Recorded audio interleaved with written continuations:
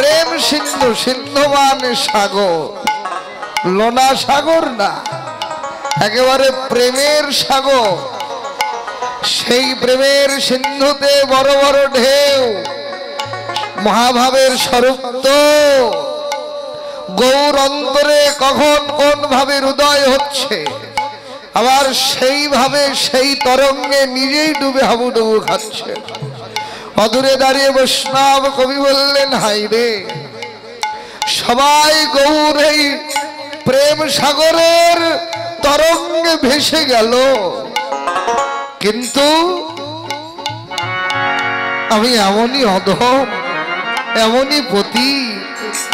বলেন, আগে বিন্দু আমি পেলাম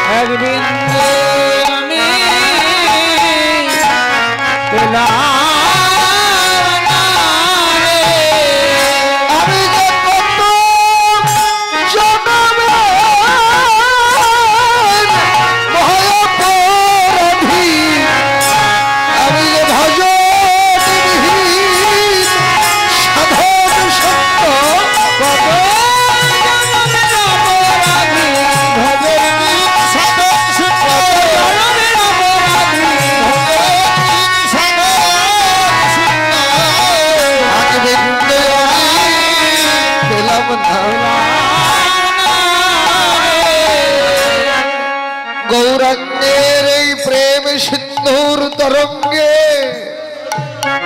সবাই ডুবে গেল, কিন্তু আমার ভাগ্যে এক বিন্দু আস্বাদন হলো না। আর হবে কি করে গো? জন্ম জন্মান্তরের অপরাধী, ভজনবিহীন সাধন শূন্য,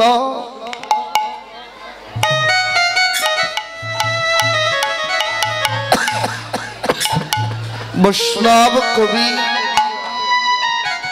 নদীবাসী ভক্তের চরণে নিবেদন জানালেন, হে নদীবাসীগণ, তোমরা তো গৌরকে বড় ভালোবাসো, গৌরকে ভালোবাসো বলেই তোমরা সাক্ষাৎ গৌরের কৃপা লাভে ধন্যাতি ধন্য হচ্ছ। কিন্তু আমি তো আর গৌরকে তেমন ভালোবাসি নাই। তোমাদের যেমন গৌর চরণ ভিন্ন কোনো আশ্রয় নাই, আমারও ঠিক তেমনি তোমাদের চরণ ভিন্ন কোনো আশ্রয় নাই। গৌর তো তোমাদের ঘরের ছেলে, তোমাদের কৃপা ছাড়া তো আর গৌর কৃপা লাভ হয় না। তাই হে নদীবাসীগণ, তোমাদের কাছে আমার এই নিবেদন, বলেন তোমরা আমায় করো দয়া, তোমরা আমায় দয়া, আমায় কৃপা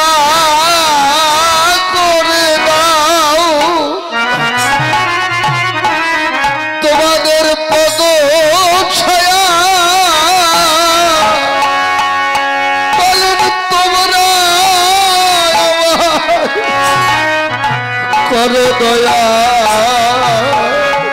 তোমাদের কৃপা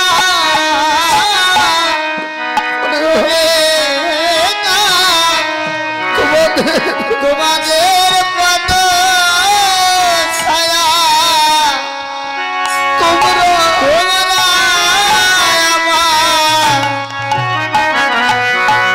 দয়া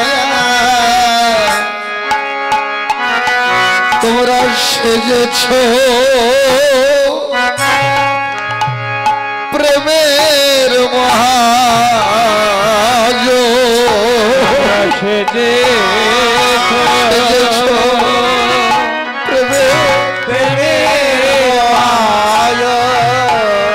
তোমরা দিতে পারো চৈতন্যের চরণ তোমরা সেজেছ প্রেমের মহাজ তোমরা দিলে দিতে পারো চৈতন্য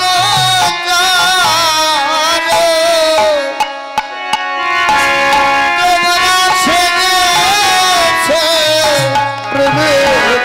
প্রেমের মহাজ তোমরা জনে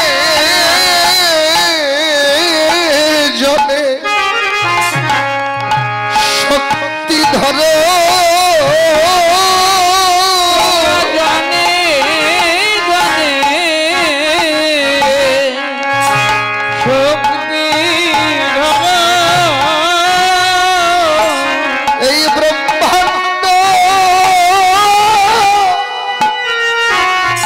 তরাইতে পারো তোমরা জনে জনে শক্তি ধরো এই ব্রহ্মাণ্ড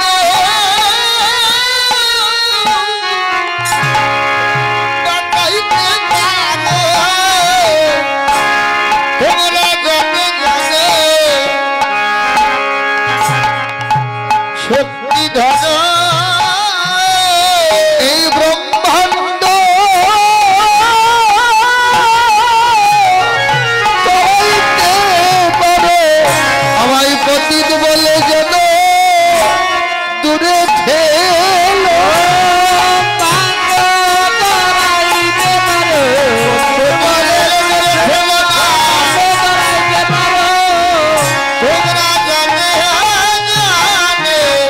শক্তি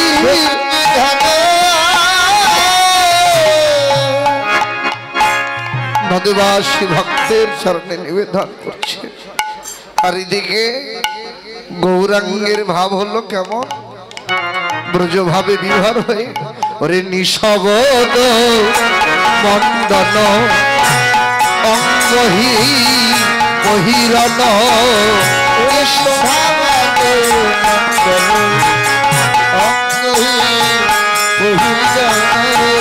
তার গতি অতি ললিত সুধী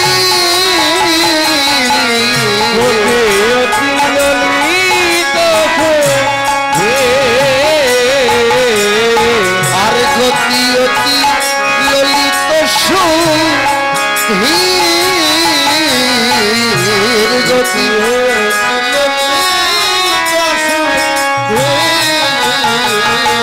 আরে বৃন্দাবন ভটে সখিত বিলোকনে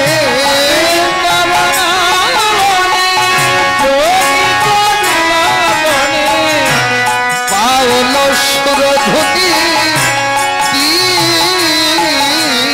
তীর পাওল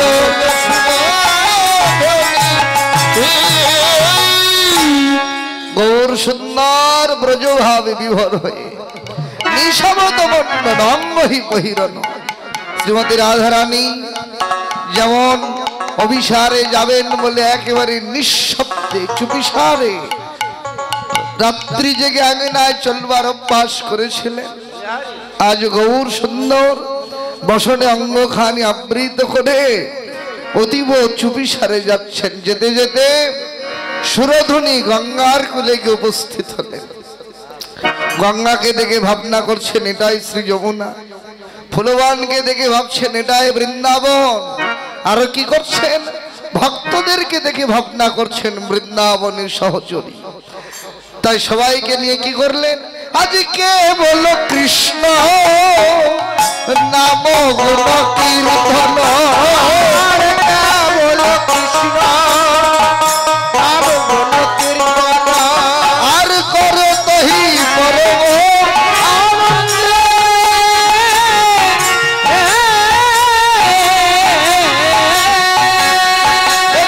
আনন্দের বাণ ডেকেছে, আনন্দের বাণ ডেকেছে, আনন্দের বাণ ডেকেছে, ওই শ্রী গৌরাঙ্গ ওই হৃদয় সিন্ধুতে আজ আনন্দের বাণ ডেকেছে,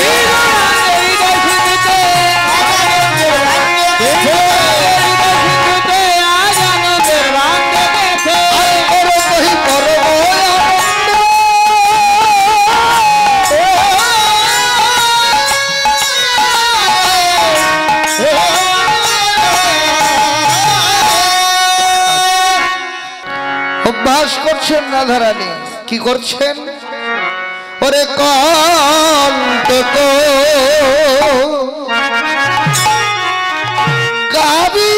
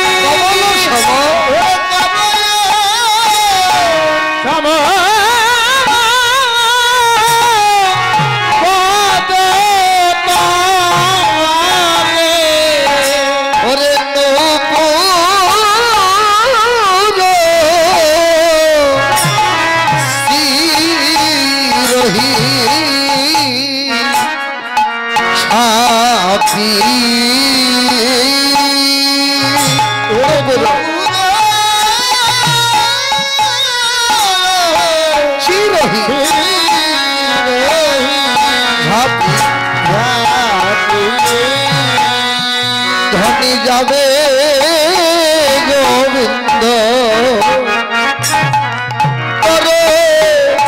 সনে, ধনী যাবে গোবিন্দ সনে, ওরে কত আশা রাই ধনীর মনে,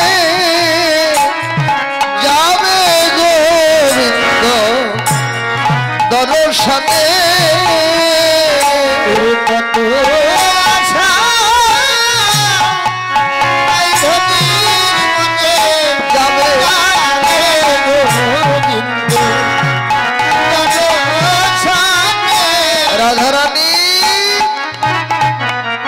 নিজেকে প্রস্তুত করছেন কেমন করে, কণ্টক গাড়ি, কণ্টক মানে কাটা, নিজের ঘরের মেঝেতে পথ চলতে গিয়ে যদি পথে কাটা থাকে, আর সেই কণ্টকময় পথে চলতে গিয়ে যদি সেই কাটা গোবিন্দ দর্শনের বাধা হয়ে দাঁড়ায়, তাই রাধারানী আগে থেকে কাটার উপর দিয়ে চলার অভ্যাস করছেন। বড় অপূর্ব লীলা। বৃন্দাবন ভজনের আশ্রয় হলেন শ্রীমতী রাধারানী। রাধারানীর কৃপা ছাড়া কৃষ্ণ কৃপা কোনো কালেও কারো ভাগ্যে লাভ হয় না।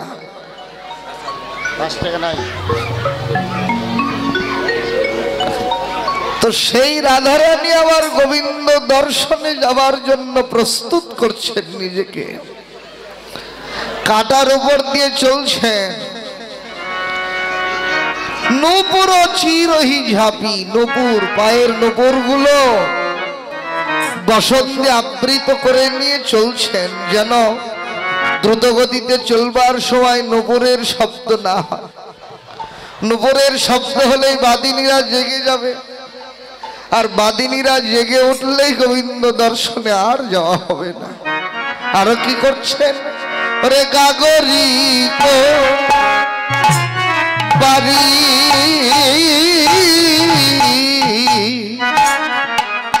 ঢালি করি পিছল রে, গাগরি তো বাড়ি ঢালি করি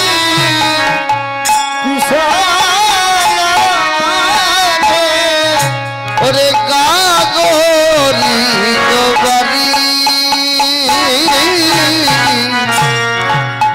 ঢালি করি পিছল রে,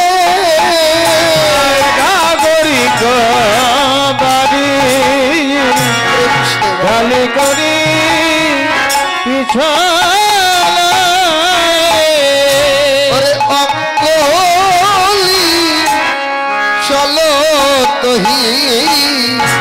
চাপি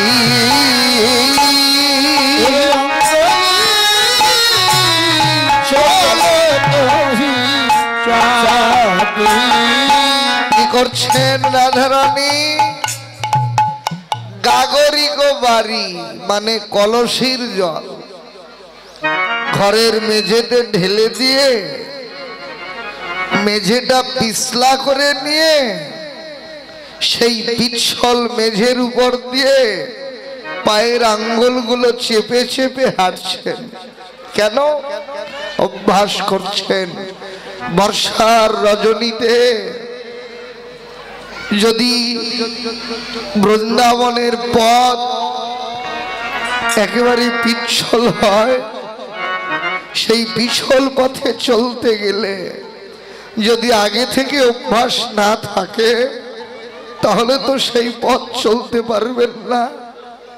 তাই অনুরাগিনী রাধারানী ঘরের মেঝেতে জল ঢেলে দিয়ে মেঝেটা পিছলা করে নিয়ে আঙ্গুল টিপে টিপে হাঁটছেন। আরো কি করছেন? ওরে মাধব গো অভিশাপ লাগি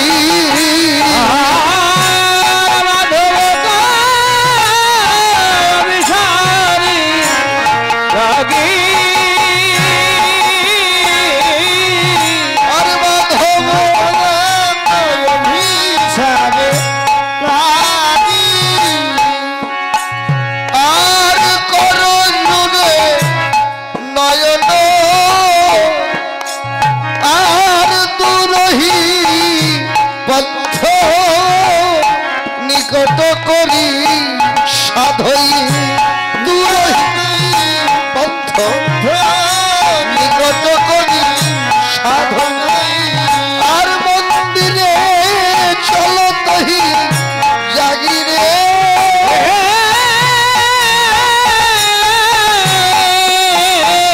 মন্দিরে রাধারানী আনন্দে আত্মহারা। গোবিন্দ দর্শনে যাবেন তো সমস্ত রাত্রি জেগে মন্দিরের মধ্যে আপন ঘরের মধ্যে চলছেন, রাত জেগে সারা রাত্রি। যদি গোবিন্দ দর্শনে যেতে ক্লান্ত হয়ে পড়ে শরীর তাহলে তার দর্শনে যেতে পারবেন না। আরো কি করছেন? ওরে করো যুগে নয়ন মোদি চলো ভামিনী করো ধনির করো যুগে নয়ন মোদি চলো ভামিনী আর বিরোহী ভয়ানক আসে আসে মণিকঙ্কন বন ফণি মুখবন্ধন আর শিখয় কি ভুজগ গুরু পাশে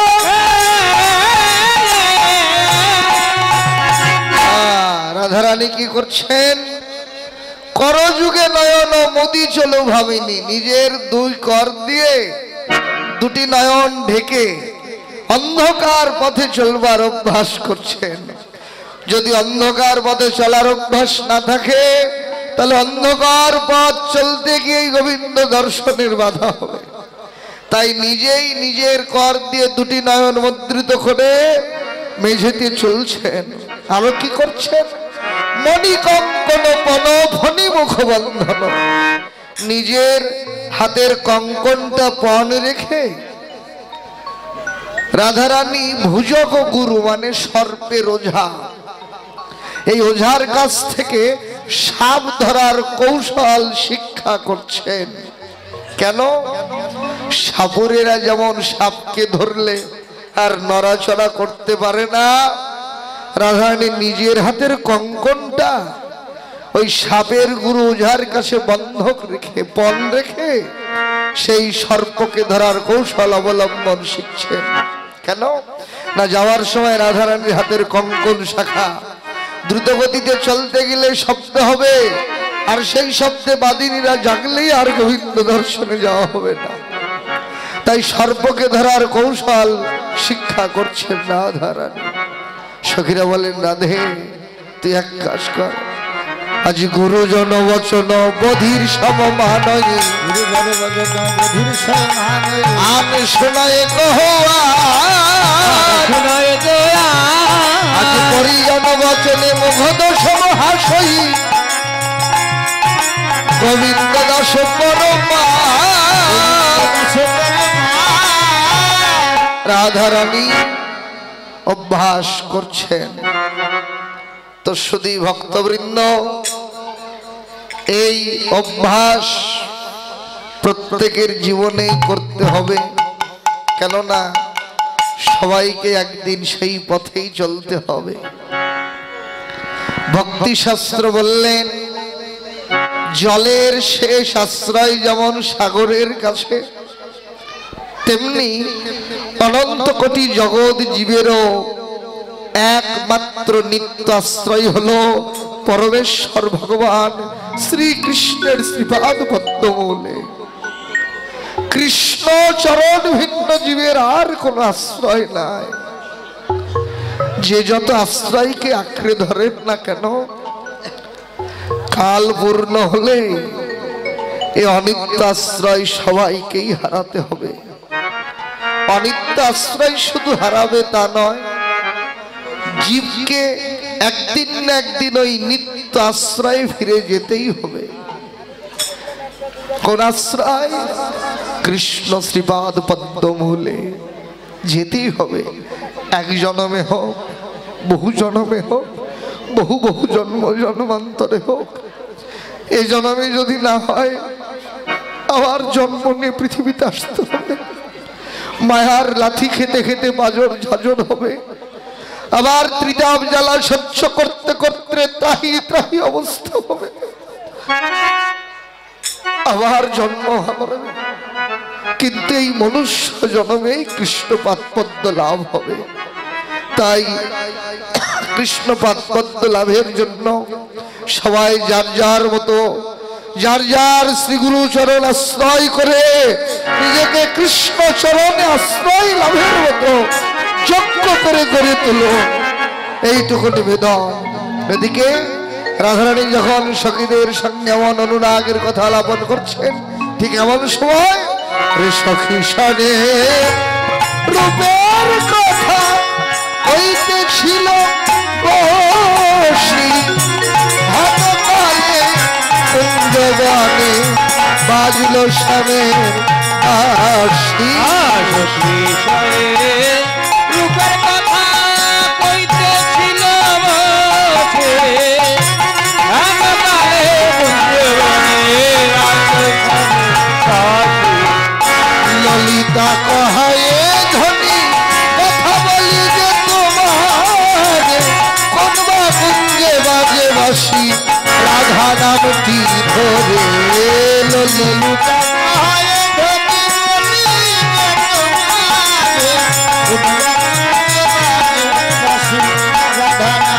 হইলে ঘরের বাদী কাল নদী বিষমবাদিনী পাড়াই পাড়াই বলে বেড়ায় রায় কৃষ্ণ কলঙ্কিনী ঘরের বাড়ি কালে নদী বিষমবাদী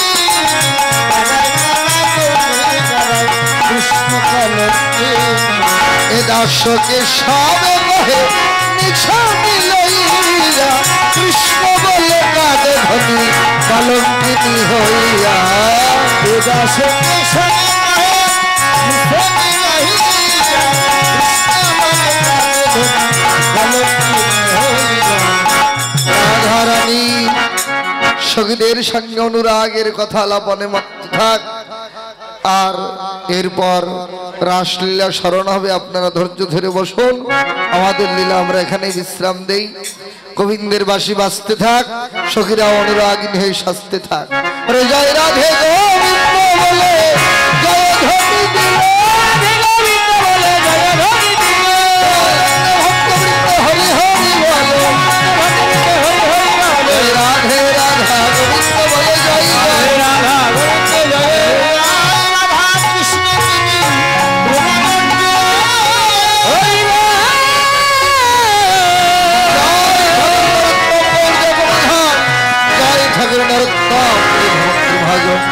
बोली हरे प्रभु से कहते राधे कृष्ण बोलिए प्रभु निताय जय मंछा कल्पतर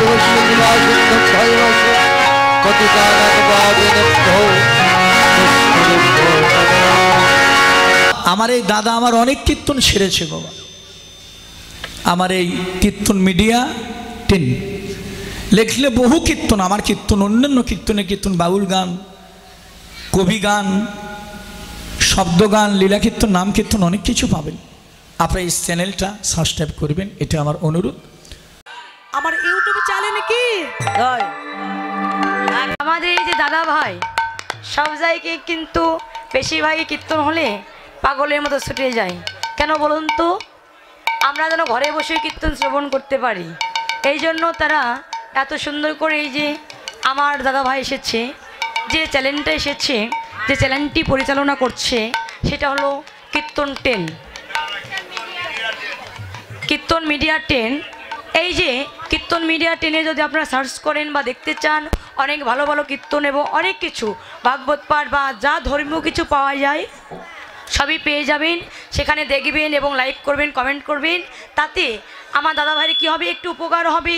আর দাদা ভাইয়ের উপকারের জন্য আমরা কিন্তু বড়ই মূল্যবান জিনিস পাচ্ছি, কেননা এই কৃষ্ণ নাম ঘরে বসে শ্রবণ করতে পারি, তাই না? তাই ওই মিডিয়ার জন্য আশীর্বাদ করবেন এবং আপনারা দর্শন করবেন এবং সার্চ করবেন, আবার লাইক করবেন, ঠিক আছে? সবাই মিলে একটা ধ্বনি দেবেন, তাই গুরু হরি বল। আমাদের এই যে দাদা ভাই সব জায়গায় কিন্তু বেশিরভাগই কীর্তন হলে পাগলের মতো ছুটে যায়। কেন বলুন তো? আমরা যেন ঘরে বসে কীর্তন শ্রবণ করতে পারি, এই জন্য তারা এত সুন্দর করে এই যে আমার দাদা ভাই এসেছে, যে চ্যানেলটা এসেছে, যে চ্যানেলটি পরিচালনা করছে সেটা হলো কীর্তন 10, কীর্তন মিডিয়া 10। এই যে কীর্তন মিডিয়া 10-এ যদি আপনারা সার্চ করেন বা দেখতে চান, অনেক ভালো ভালো কীর্তন এবং অনেক কিছু ভাগবত পাঠ বা যা ধর্মীয় কিছু পাওয়া যায় সবই পেয়ে যাবেন। সেখানে দেখবেন এবং লাইক করবেন, কমেন্ট করবেন, তাতে আমার দাদা ভাইয়ের কী হবে, একটু উপকার হবে। আর দাদা ভাইয়ের উপকারের জন্য আমরা কিন্তু বড়ই মূল্যবান জিনিস পাচ্ছি, কেননা এই কৃষ্ণ নাম ঘরে বসে শ্রবণ করতে পারি, তাই না? তাই ওই মিডিয়ার জন্য আশীর্বাদ করবেন এবং আপনারা দর্শন করবেন এবং সার্চ করবেন, আবার লাইক করবেন, ঠিক আছে? সবাই মিলে একটা ধ্বনি দেবেন, তাই গুরু হরি বল। কীর্তন মিডিয়া 10 এখানে সাবস্ক্রাইব করলেই সকল কীর্তন পাবেন আপনারা। কীর্তন মিডিয়া 10। জয় রাধে, হরে কৃষ্ণ, হরি বল। এই যে কীর্তন মিডিয়া দাদা খুব ভালো দাদা আছে, সবাই চলে গেলে এটা যাবেন, এটা থাকবি, খুব ভালো। এনার চ্যানেলে ভালো ভালো কীর্তন আছে, কীর্তন মিডিয়া 10 লিখবেন, অনেক কীর্তন আসবে, আপনারা শুনবেন। আমাদের অনেক কীর্তন সারা আছে। কীর্তন মিডিয়া 10 সকল সনাতন ধর্মে যত বড় বড় কীর্তনীয় আছে, কীর্তন হয়েছে নাম কীর্তন লীলা কীর্তন। এই যে কীর্তন মিডিয়া এই চ্যানেলটি সকল কীর্তনীয়দের কীর্তন এই ইউটিউব চ্যানেলে পাবেন আপনারা। সনাতন ধর্মীয় অনুষ্ঠান ইউটিউব চ্যানেল কীর্তন মিডিয়া, আপনারা সাবস্ক্রাইব নতুন নতুন কীর্তন